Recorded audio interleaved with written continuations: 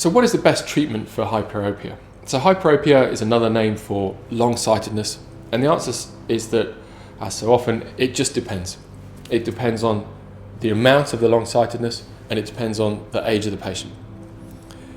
If we're dealing with a young patient, then their natural crystalline lens is still functioning beautifully. They've got that lovely seamless range of focus, and we never want to throw that away. So with those patients, we're either going to look at corneal laser eye surgery or adding a lens. And interestingly, there's a large proportion of patients who are long-sighted, but whose eyes are quite large enough to accept an intraocular contact lens. And so this is well worth looking at as an option in patients for whom, for example, the cornea might be a bit too thin for laser eye surgery, or the prescription may be a bit too large. Now, the size of prescription you can treat with corneal laser eye surgery for long-sightedness is a controversial area. It depends a bit on the laser platform. It depends a bit on surgeon preference. There are surgeons who on certain platforms will treat up to +6 of long-sightedness, and this can work very effectively. But you need a pretty thick cornea for that, and also a cornea that's starting off a little bit flatter than average ideally, or at least average. Otherwise we could end up with a cornea that's really very steep by the time you've completed their treatment. So again, we want to undertake a really careful assessment of the patient and their eye in order to work out what's going to be the very best method of treating their long-sightedness in that younger age group.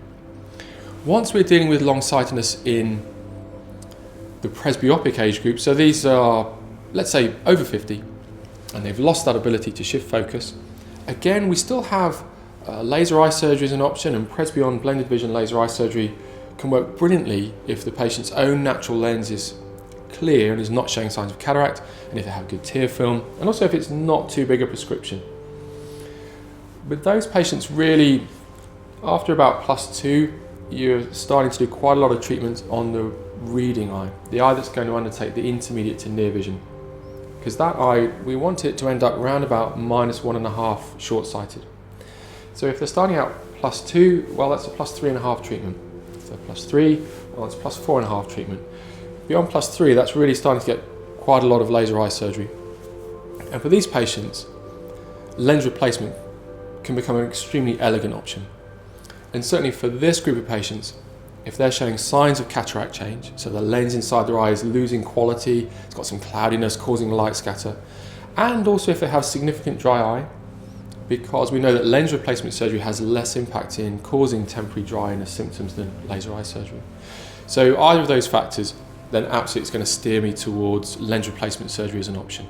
So, as I said, it depends on the size of the prescription and the age of the patient, and we can be moving from laser eye surgery just treating distance, laser eye surgery with presbyon blended vision, and either intraocular lens implantation or lens replacement.